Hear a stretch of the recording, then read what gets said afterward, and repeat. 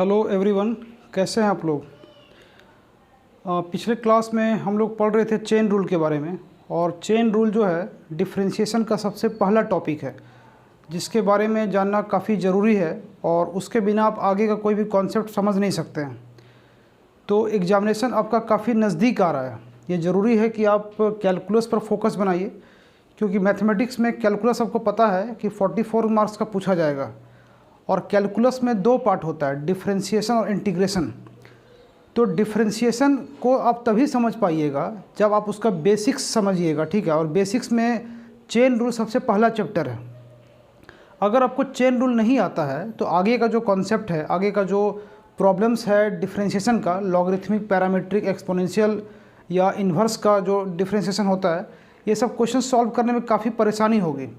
तो ज़रूरी है कि पहले चेन रूल पर काफ़ी मेहनत किया जाए। जब तक आप चेन रूल का कॉन्सेप्ट क्लियर नहीं करते हैं तो डिफरेंशिएशन का सवाल बनेगा नहीं। और जब तक डिफरेंशिएशन का सवाल आप नहीं बना पाइएगा तब तक आप उसके एप्लीकेशन का क्वेश्चन बना नहीं सकते हैं, ठीक है। और जिसका डिफरेंशिएशन कमज़ोर है ना, या जिसका कॉन्सेप्ट क्लियर नहीं है, तो इंटीग्रेशन का भी सवाल उससे नहीं बनेगा। यानी मोटा मोटी कह सकते हैं कि कैलकुलस आपसे सॉल्व नहीं हो पाएगा।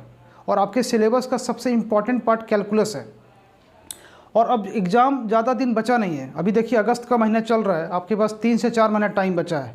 बीच में लंबी लंबी छुट्टी आने वाली है, दिवाली है, दशहरा है, होली है, आपका छठ पूजा है। तो ये सब में काफ़ी दिन क्लासेस बंद रहता है। तो उस हिसाब से अगर आप जोड़िए, अगर कैलकुलेट कीजिए तो आपके पास 3 साढ़े 3 महीना टाइम बचा हुआ है। अगर आप इस टाइम को प्रॉपर यूज़ नहीं करते हैं तो आपका फाउंडेशन कमज़ोर हो जाएगा। और फाउंडेशन कमज़ोर अगर हो गया तो बढ़िया नंबर आने का कोई सवाल ही नहीं उठता है। तो सबसे ज़रूरी क्या है? सबसे ज़रूरी ये है कि आप सब कुछ छोड़ छाड़ करके आप अपने पढ़ाई पर ध्यान दीजिए। और मैथमेटिक्स एक स्कोरिंग सब्जेक्ट है। इन केस अगर आपका फिजिक्स केमिस्ट्री ख़राब भी हो जाता है, मतलब बहुत अच्छा नहीं हो पाता है, तो मैथ कम से कम आपको इतना सपोर्ट करेगा कि आपका परसेंटेज को काफ़ी उठा सकता है। लेकिन मैथ में परसेंटेज कब आएगा? जब कैलकुलस स्ट्रांग होगा, क्योंकि 50% पार्ट तो कैलकुलस ही कवर कर रहा है। और जिस विद्यार्थी का कैलकुलस कमज़ोर है तो उसको ज़्यादा नंबर आने का तो कोई क्वेश्चन ही नहीं उठता है, ठीक है। तो अभी मेरे हिसाब से आपको क्या करना चाहिए, आप सब कुछ छोड़ करके आप अपने पढ़ाई पर ध्यान दीजिए और मैथमेटिक्स के लिए कम से कम 2 से ढाई घंटा समय निकालिए। और बिलीव कीजिए कि अगर आप 2-2.5 घंटा समय रेगुलर दीजिएगा और समझ करके दीजिएगा, चीज़ों को समझने का प्रयास कीजिएगा, तो आपको ये महसूस होगा कि उतना टफ़ नहीं है जितना टफ़ लोग बताता है ना। कोई भी चीज़ उतना मुश्किल नहीं है जितना लोग एहसास कराता है। किसी चीज़ में आप कितना टाइम दे रहे हैं, कितना इंटरेस्ट ले रहे हैं, ये बहुत इम्पॉर्टेंट चीज़ है। तो आप टाइम देना शुरू कीजिए। और जैसे जैसे समय आगे बढ़ेगा तो हम लोग और भी नया नया चीज़ सीखेंगे। लेकिन स्टार्टिंग जो है, स्टार्टिंग आपको चेन रूल से ही करना पड़ेगा। जब तक चेन रूल का कॉन्सेप्ट क्लियर नहीं होता है तो आगे का प्रॉब्लम सॉल्व करने का कोई मतलब तुक ही नहीं है, ठीक है। और दूसरी बात क्या है ना कि जो नए विद्यार्थी हैं या जिनका पढ़ाई छूट गया है, लॉकडाउन की वजह से पढ़ाई काफ़ी डिस्टर्ब रहा है, उनके लिए हम एनसीईआरटी स्पेशल बैच शुरू किए हैं। एनसीईआरटी स्पेशल का मेरे पास 3 बैच स्टार्ट हुआ है, जिसका टाइम मॉर्निंग में 6 से 7 है और 9 से 10 है और शाम में 5 से 6 है। तो जो बच्चे शुरू से पढ़ना चाहते हैं, एनसीईआरटी को कवर करना चाहते हैं और उनको लगता है कि भाई मेरा मैथ कमज़ोर हो गया है किसी भी कारणवश, या तो आप ध्यान नहीं दे पाए या अभी माहौल ऐसा चल रहा है कि आपको मतलब क्लास करने का मौका नहीं मिल पाया ठीक से, तो उनके लिए स्पेशल बैच है। तो अगर आप चाहते हैं कि ऑफलाइन क्लास करके हम चीज़ों को सीखें और अपने डाउट को क्लियर करें, तो ये टाइम आप नोट कर लीजिए। आचार्य क्लासेस में आप आ करके ऑफलाइन क्लास भी कर सकते हैं। मॉर्निंग में टाइम है 6 से 7 और 9 से 10 और शाम में 5 से 6। तो बहुत सारे बच्चे आ चुके हैं और काफ़ी अच्छे से सीख रहे हैं, ठीक है। कुछ सीबीएसई बोर्ड के भी बच्चे आए हैं और कुछ बिहार बोर्ड के भी बच्चे आए हैं। तो अगर आपको कॉन्फिडेंस फील नहीं हो रहा है, ऐसा लगता है कि हम एग्ज़ाम में फेल कर जाएंगे या बढ़िया नंबर नहीं आ पाएगा, तो अभी सही टाइम है। लेकिन अगर 1-2 महीना और बीत जाता है, उसके बाद आप मेरे पास आइएगा, तो आपके लिए भी मुश्किल होगा और मेरे लिए मुश्किल होगा, क्योंकि चीज़ों को सिखाने में काफ़ी टाइम लगता है। आप अगर मेरे पास आते हैं एग्ज़ाम के 2 महीना पहले और आप मुझे बोलिएगा कि सर मुझे पूरा सिलेबस समझा दीजिए, तो ये पॉसिबल नहीं है मेरे लिए, ठीक है, और ना आपके लिए पॉसिबल है। क्योंकि सिलेबस इतना बड़ा है और इतना सारा कॉन्सेप्ट्स रहता है कि चीज़ों को समझाने में टाइम लगता है। तो ये अभी सही टाइम है कि आप 4 महीना 5 महीना पहले आप सावधान हो जाइए, अलर्ट हो जाइए, क्योंकि 12th का रिज़ल्ट मायने रखता है। आगे अगर आप कुछ कोर्स करना चाहते हैं, प्रोफेशनल कोर्स बीटेक करना चाहते हैं या किसी अच्छे कॉलेज में एडमिशन लेना चाहते हैं, तो बीटेक आपका जो 12th का जो मार्क्स है ना, ये मायने रखता है। अगर आपका 12th का रिजल्ट ख़राब हो गया तो बिलीव कीजिए कि आगे आपका पढ़ाई में इंटरेस्ट भी कम हो जाएगा और कहीं अच्छे जगह एडमिशन भी नहीं हो पाएगा। तो ज़रूरी है कि 4-5 महीने मेहनत करके पढ़ा जाए और बढ़िया से बढ़िया नंबर लाया जाए और एक सॉलिड फाउंडेशन बनाया जाए, ताकि आपको कंपटीशन निकालने में भी काफ़ी मदद मिले। अभी जितने भी कंपटीशन्स हो रहे हैं उसमें 11-12 का ही सवाल पूछना शुरू कर दिया है, चाहे कोई भी कंपटीशन हो, बैंकिंग का हो, एसएससी का हो, रेलवे का हो, है ना। तो 11-12 का बहुत सारा चैप्टर ऐसा है जिसका कि सवाल पूछा जा रहा है। तो जो बच्चे आर्ट्स या कॉमर्स से पढ़ते हैं उनको भी काफ़ी दिक्कत होता है, क्योंकि वो मैथमेटिक्स पढ़े नहीं रहते हैं। तो इन सब बातों को ध्यान में रखिए और समय को बर्बाद नहीं करना है और चीज़ों को सीखना है। तो पिछले क्लास में मैं आपको डिस्कस कर रहा था चेन रूल के बारे में, और मैंने कुछ क्वेश्चंस बताया था। जो लोग वीडियो नहीं देखे हैं प्लीज़ जाके देखिए, और हो सके तो अगर आपको अच्छा लगे तो अपने दोस्तों के साथ शेयर भी कीजिए, ठीक है। क्योंकि बहुत लोगों को पता नहीं है, तो जिनको पता नहीं उनको थोड़ा बताइए इस बारे में, ठीक है। हो सकता है आपके बताने की वजह से किसी का भला हो जाए। तो चेन रूल हम लोग पढ़ रहे थे। तो चेन रूल को समझने के लिए कोई स्पेशल नियम नहीं है, बस आपको पहचानना है कि कौन किसका फंक्शन है। जो जिसका फंक्शन होता है उसी के रिस्पेक्ट में डिफ्रेंशिएट करते हैं। कुछ एग्जांपल्स लेके आपको हम और समझाते हैं। देखिए, जैसे मैं यहाँ पर लिखता हूँ क्वेश्चंस, y = sin² x। दूसरा क्वेश्चन लिखता हूँ y = sin x²। और तीसरा क्वेश्चन लिखता हूँ y = sin² x²। अब तीनों क्वेश्चन को ध्यान से देखिए, तीनों मिलता जुलता क्वेश्चन है ना। तीनों क्या है? मिलता जुलता क्वेश्चन है। लेकिन कैसे बनाना है, क्वेश्चन को सॉल्व कैसे करना है, कैसे पकड़ना है कि चेन रूल कैसे अप्लाई होता है, तो ये एग्जाम्पल के थ्रू आप सीख पाइएगा, ठीक है। चलिए, पहला क्वेश्चन है y = sin² x। तो sin² x जो है, sin² x का मतलब क्या, इसको हम ऐसे भी लिख सकते हैं sin x का होल स्क्वायर या sin² x, दोनों एक ही चीज़ है, दोनों में कोई फ़र्क नहीं है। अब सवाल ये उठता है कि ये जो है ये किसका फंक्शन है। किसका फंक्शन है बोले तो इसका मान किस पर डिपेंड करता है। तो इसका मान जो है 2 पर डिपेंड नहीं करता है। 2 क्या है? कांस्टेंट है। कभी भी किसी भी फंक्शन में उसका वैल्यू कांस्टेंट पर डिपेंड नहीं करेगा, जब भी करेगा किसी वेरिएबल पर करेगा। तो sin² x जो है, जब भी पावर कांस्टेंट हो पावर को ढक देंगे। ये अंदर वाले का फंक्शन है, इसका मान डिपेंड करता है पहले sin x के ऊपर। तो इसको डिफ्रेंशिएट करने का तरीका है dy/dx = differentiation of sin x का होल स्क्वायर, ठीक है। sin x का होल स्क्वायर को ढक दीजिए, क्या दिख रहा है? sin x। तो इसको डिफ्रेंशिएट करेंगे sin x के रिस्पेक्ट में। ध्यान दीजिए, ये स्क्वायर जो है होल पर है, पूरे पर। तो जब भी पूरे पर कुछ पावर रहेगा, कांस्टेंट पावर, तो पावर को ढक देंगे, है ना। अंदर वाले का फंक्शन है तो अंदर वाले के रिस्पेक्ट में डिफ्रेंशिएट होगा, और यही चीज़ फिर ऊपर जाएगा d sin x by dx, ठीक है। अब क्या है, इसका पावर आगे चला जाएगा, ठीक है। आपको फॉर्मूला मैंने बताया था डिफ्रेंशिएशन ऑफ x पर पावर n वाला, याद कीजिए क्या होता है। इसका फॉर्मूला है n × x पर पावर n-1। इस फॉर्मूला के अकॉर्डिंग आप नीचे वाले को अपने मन में x मान लीजिए, ठीक है। नीचे वाले को अपने मन में x मान लीजिए, x²। तो यहाँ देखिए पावर आगे जाएगा, पावर में घटेगा, तो ये क्या हो जाएगा? ये हो जाएगा 2 × sin x। और साइन को डिफ्रेंशिएट करने पर क्या होता है? साइन को डिफ्रेंशिएट करने पर होता है cos x। ये इसका आंसर हो गया, ठीक है। आप इसको और छोटा करना चाहते हैं, अगर ये क्वेश्चन ऑब्जेक्टिव में पूछेगा और अगर ऑप्शन में ये नहीं दिया रहेगा तो ध्यान दीजिएगा, ये एक फॉर्मूला है 2 sin x × cos x sin 2x। ऐसा हो सकता है कि अगर ये क्वेश्चन ऑब्जेक्टिव में पूछा और ऑप्शन में ये नहीं दिया है तो पक्का ये दिया रहेगा। तो 2 sin theta × cos theta sin 2 theta होता है। क्लियर है ये बात? अब आइए नेक्स्ट क्वेश्चन है। अगले क्वेश्चन को ध्यान से देखिए, sin x²। इस वाले क्वेश्चन में और इस वाले क्वेश्चन में क्या डिफरेंस आपको दिख रहा है? इस वाले में स्क्वायर था साइन के ऊपर, अगर साइन पर स्क्वायर है इसका मतलब होल स्क्वायर है, लेकिन ये होल स्क्वायर नहीं है। ये स्क्वायर किसके ऊपर है? ये स्क्वायर है सिर्फ x के ऊपर, ये स्क्वायर साइन के ऊपर नहीं है। तो इसमें क्या करना है इसको समझिएगा। अब देखिए जो नियम आपको हम बता रहे हैं साइन के लिए वही लागू होगा कॉस पर, वही लागू होगा टेन पर, वही लागू होगा सेक पर, कॉसेक पर, कॉट पर, तो नियम सबका सेम रहेगा। अब इस क्वेश्चन को देखिए ध्यान से, जैसे y इक्वल टू दिया है साइन एक्स स्क्वायर, इसको डिफ्रेंशिएट करना है, तो d y by d x equal to differentiation of sine x square. तो यहाँ पर ध्यान देने वाला बात यह है कि ये जो स्क्वायर आप देख रहे हैं ये स्क्वायर साइन के ऊपर नहीं है, सिर्फ एक्स पर पावर है। तो इस कंडीशन में साइन को ढक दीजिए, ठीक है, साइन को ढक देंगे, क्या दिख रहा है एक्स स्क्वायर, तो ये आपका एक्स स्क्वायर का फंक्शन है, और फिर यही चीज़ ऊपर जाएगा D x square by d x.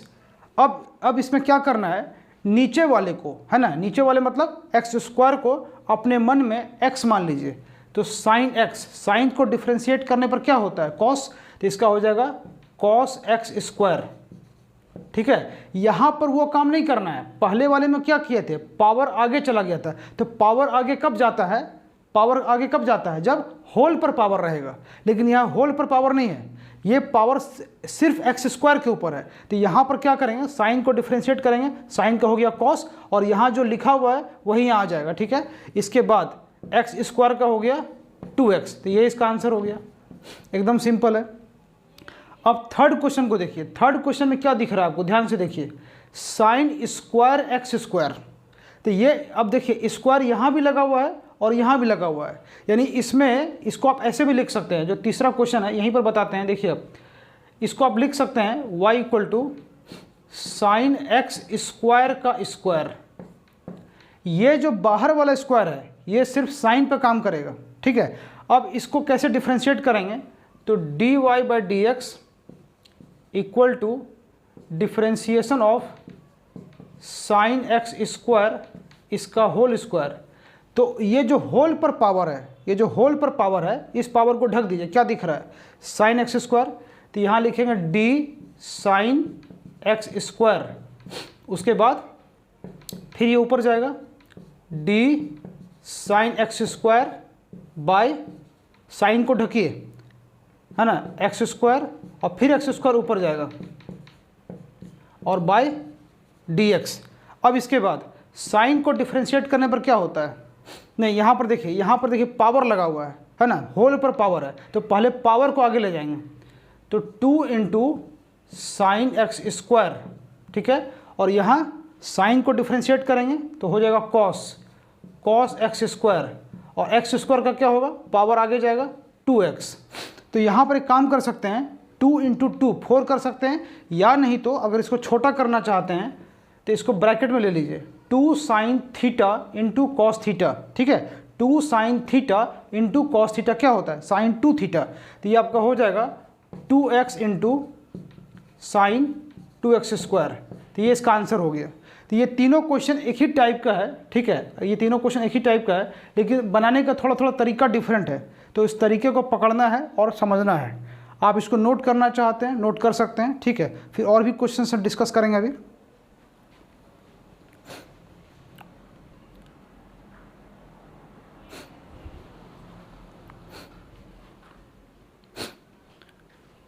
चलिए कुछ और क्वेश्चंस लेते हैं। आपके एनसीईआरटी में क्वेश्चंस का संख्या काफ़ी कम दिया है, तो जिनको भी ज़्यादा क्वेश्चंस बनाने का मन है या प्रैक्टिस करने का मन है तो केसी सिन्हा से बना सकते हैं, अच्छा खासा सवाल उस पर दिया हुआ है। चेन रूल चूँकि बेसिक चैप्टर है, ठीक है, तो बेसिक चैप्टर में थोड़ा समय देना ज़रूरी है ताकि आपका कॉन्सेप्ट अच्छे से क्लियर हो जाए। चलिए अगला कुछ क्वेश्चंस लेते हैं हम केसी सिन्हा का, ठीक है।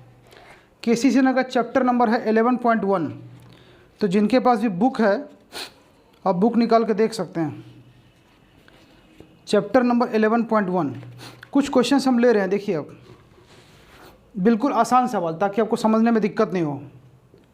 एक क्वेश्चन मैं लिख रहा हूँ, y बराबर 10x square plus 3, 1 bye 1 discuss करते हैं। पहले एक क्वेश्चन देखिए, y बराबर है 10x स्क्वायर प्लस 3, इसको डिफ्रेंशिएट करना है, बहुत ही इजी क्वेश्चन है और ऑब्जेक्टिव में ऐसा सवाल आपको पूछा जा सकता है, ठीक है। तो पहले पकड़ना क्या है, देखिए ये जो है ये डायरेक्टली x का फंक्शन नहीं है, पहले पहले ये एक्स स्क्वायर प्लस 3 का फंक्शन है, यानी पहले इसका मान डिपेंड करेगा इसके ऊपर। 10 को ढक दीजिए, क्या दिख रहा है, एक्स स्क्वायर प्लस 3। इसको डिफ्रेंशिएट हम इस तरह से करेंगे, dy बाई डी एक्स बराबर differentiation of 10x square plus 3 by d x square plus 3 into D x square plus 3 by d x. Clear है? तो जो जिसका फंक्शन होता है उसी के रिस्पेक्ट में डिफ्रेंशिएट करते हैं, इसी को बोलते हैं चेन रूल। अब देखिए 10 को डिफ्रेंशिएट करने पर क्या होता है, 10 को डिफ्रेंशिएट करने पर होता है सेक स्क्वायर, तो यहाँ लिख देंगे sec square x square plus 3। यहाँ पर जो रहेगा वही यहाँ आ जाएगा, सिंपल। अच्छा, अब इसको डिफ्रेंशिएट करना है तो इसमें दो टर्म है, एक्स स्क्वायर को डिफ्रेंशिएट करने पर क्या होगा 2x और 3 का 0, तो ये हो गया 2x। यही इसका आंसर है। तो कितना सिंपल है। इतना सिंपल चीज़ अगर अब किसी को नहीं आता है, इसका सीधा मतलब है कि वो उस पर ध्यान नहीं दिया है। अगर आप इस पर ध्यान दीजिएगा, ध्यान देने का मतलब है कि ज़्यादा नहीं, 4 से 5 घंटा समय देना है। 4-5 घंटे में चेन रूल बिल्कुल ख़त्म हो जाएगा। एनसीईआरटी में मुश्किल से 8 या 9 क्वेश्चन दिया है, केसी सिन्हा में आपको 44 क्वेश्चंस दिया है। इतना क्वेश्चंस बनाने के लिए 4 से 5 घंटा काफ़ी है। तो 4-5 घंटा समय निकालिए, सीखिए, प्रैक्टिस कीजिए, रिवाइज कीजिए, टेस्ट दीजिए, देखिए आपको गजब का नंबर आएगा। ठीक है, जितना भी चैप्टर पढ़ रहे हैं सबको क्या करना है, प्रैक्टिस करना है बढ़िया से, और सारे चैप्टर का टेस्ट देना है। ठीक है, अगर आप टेस्ट देने के लिए इच्छुक हैं, टेस्ट देना चाहते हैं, तो आप मेरे से संपर्क कीजिए। आपको हम साप्ताहिक टेस्ट ले रहे हैं, ठीक है, उसका भी फ़ायदा आपको मिलेगा।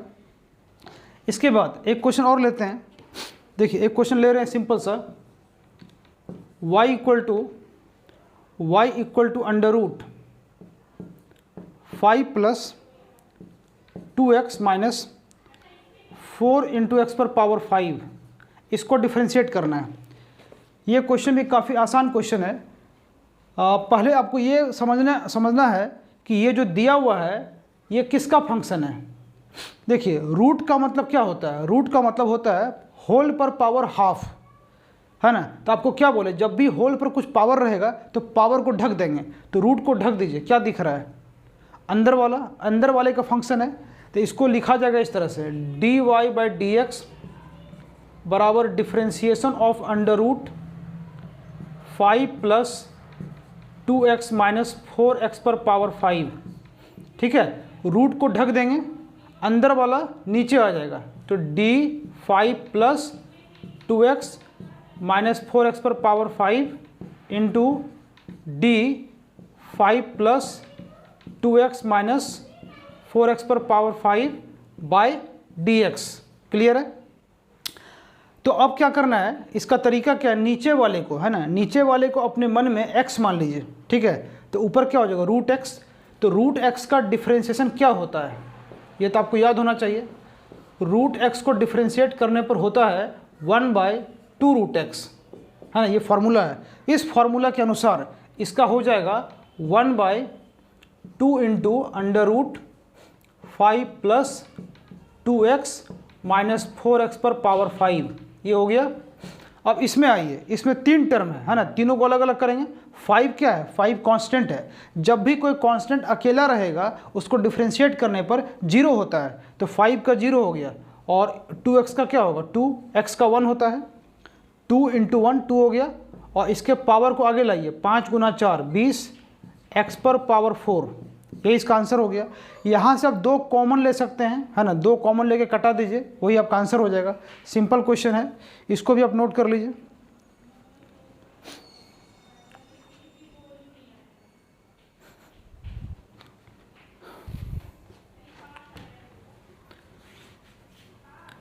तो चेन रूल बहुत ही इम्पॉर्टेंट है, इसके इम्पोर्टेंस को समझिए।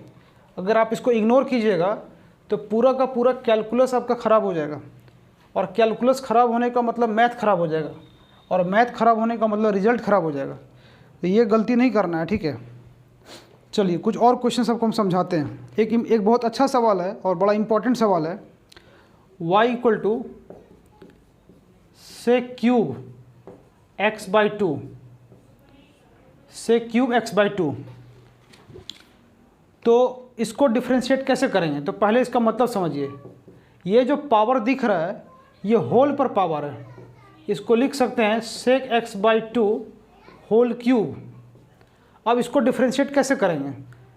तो देखिए dy/dx equal to differentiation of sec x/2 whole cube, या तो होल क्यूब लिखिए या नहीं तो आप ऐसे भी लिख सकते हैं, दोनों में कोई फ़र्क नहीं है। अब देखिए आपको मैंने बताया कि जब भी पूरे पर कुछ पावर रहता है तो पावर को ढक दीजिए, sec x/2 नीचे आएगा तो d sec x/2 और इंटू d sec x/2। अब यहाँ पर काफ़ी लोग गलती क्या करते हैं, यहाँ पर सीधा लिख देते हैं dx, तो यहाँ dx नहीं आएगा है ना, यहाँ पर किसका फंक्शन है ये, sec को ढक दीजिए, क्या दिख रहा है x/2, तो यहाँ पर आएगा dx/2 और फिर ये ऊपर जाएगा dx/2 बाय dx। ठीक है, क्लियर है। अब क्या है ना, अब देखिए होल पर पावर 3 है, तो इसमें क्या बताया कि नीचे वाले को अपने मन में x मान लीजिए, x³, इसका पावर आगे जाएगा, पावर में घटेगा, तो ये क्या हो जाएगा 3 × sec² x/2।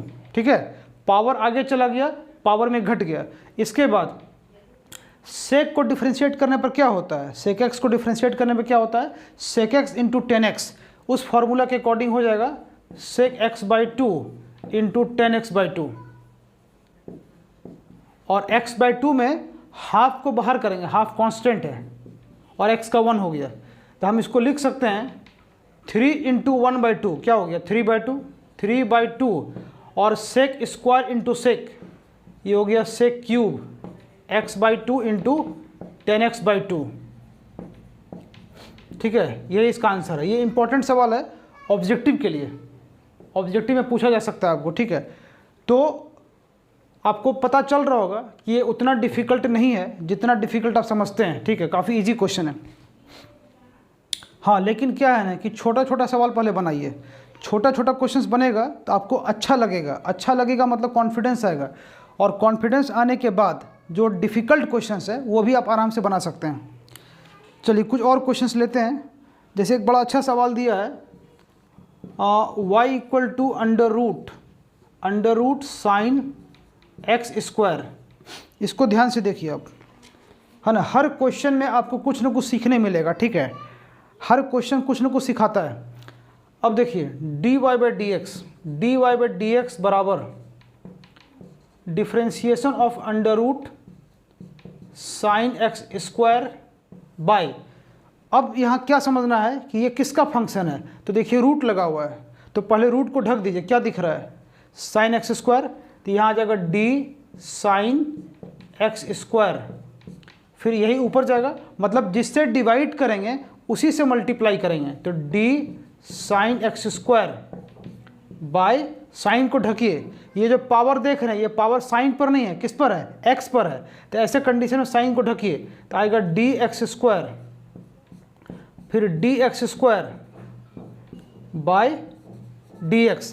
चलिए अब इसका क्या हो जाएगा, नीचे वाले को हम क्या बोले x मानने के लिए, अगर हम इसको x मान लेते हैं ऊपर हो जाएगा √x, तो √x का फॉर्मूला बताए थे 1/2 √x, तो 1/2 अंडर रूट साइन x², और साइन का क्या होता है, साइन का होता है cos, तो ये हो गया cos x² और x² का 2x, ये 2 कट गया, तो इसका आपका आंसर निकल गया x into cos x² by under root sine x², यही इसका आंसर हो गया। तो ऐसा छोटा छोटा सवाल दिया है और इसको बनाने में टाइम भी नहीं लगता है, एक क्वेश्चन को बनाने के लिए 1 मिनट काफ़ी है। अगर आप मान लेते आधा घंटा बैठते हैं और आधा घंटे में 20-25 क्वेश्चन आपसे बन जाएगा। ठीक है, तो इसके लिए कोशिश कीजिए, समय निकालिए, और अगर बनाने में प्रॉब्लम होता है, अगर आपको लगता है कि मेरे से नहीं बन पा रहा है ना, मतलब कुछ कठिनाई महसूस होता है, तो आप मेरे नए वाले बैच में आइए। ठीक है, जिसका टाइम आपको हम लिख देते हैं यहाँ पर, आप याद रखिएगा, मॉर्निंग का 6 से 7, 9 से 10 ये मॉर्निंग का टाइम है, और इवनिंग में 5 से 6 है। आप किसी भी टाइम में आइए। ठीक है, अगर ज़रूरत पड़ेगा तो आपको हम एक्स्ट्रा क्लास भी दे सकते हैं मेकअप कराने के लिए। ठीक है, हालांकि चेन रूल्स में हम पढ़ा चुके हैं, अगर आपको दिक्कत होगा तो आपको हम इसके अलावा एक्स्ट्रा टाइम भी दे सकते हैं। ठीक है, तब आ करके इसका फ़ायदा उठाइए, क्योंकि अभी नया बैच स्टार्ट किए हैं। अगर मेरा सिलेबस थोड़ा आगे निकल जाएगा, जैसे 2-4 चैप्टर ख़त्म हो जाएगा, उसके बाद अगर आप आइएगा तो उसका उतना फ़ायदा आपको महसूस नहीं होगा, ठीक है, क्योंकि तब तक आगे हम निकल जाएंगे। और आगे निकलने के बाद पीछे फिर से शुरू करना ये थोड़ा मुश्किल होता है, ये आप भी समझते हैं, ठीक है। तो जो लोग शुरू से पढ़ना चाहते हैं एनसीईआरटी, है ना, अभी राइट टाइम है, अगस्त का महीना चल रहा है, आप जल्दी से जल्दी पकड़ लीजिए, ठीक है। और यकीन मानिए कि अगर आप 3 से 4 महीना क्लास कर लीजिएगा तो आपको मैथ में 90 से कम नहीं आएगा, क्योंकि एनसीईआरटी और क्वेश्चन बैंक इस पर मेरा ज़्यादा फोकस रहता है, ठीक है। तो इससे क्या है कि जिस टाइप का क्वेश्चंस पूछता है ना एग्ज़ाम में, वो एकदम बहुत अच्छे से कंप्लीट करवा देंगे, ठीक है। ऐसा स्टूडेंट है जो कि 2-2.5 महीना पढ़ करके 95 ले आया है, तो वो क्या ना टेक्निक पर काम करता है। ऐसा नहीं है कि ज़्यादा पढ़ेंगे तब ज़्यादा नंबर आएगा। हाँ, क्या पढ़ना है और कैसे पढ़ना है ये इंपॉर्टेंट है। तो उसका क्या टेक्निक है वो जब लगातार क्लास कीजिएगा तो समझ में आएगा, ठीक है। तो उम्मीद है कि आपको समझ में आ रहा होगा। और नेक्स्ट वीडियो में हम लोग क्वेश्चंस का लेवल थोड़ा टफ करेंगे। ये सब कुछ आसान क्वेश्चन था, और मेरा टारगेट है कि ये जो ऑनलाइन क्लास हम दे रहे हैं इसमें ऑब्जेक्टिव क्वेश्चंस और जो शॉर्ट टाइप का क्वेश्चंस होता है वो सारा हम डिस्कस करेंगे, ठीक है। तो आप इसको लाइक कीजिए, शेयर कीजिए, सब्सक्राइब कीजिए, और अच्छा लगे तो कोशिश कीजिए प्रमोट करने का। Okay, thank you. आज के लिए इतना ही, बाय बाय।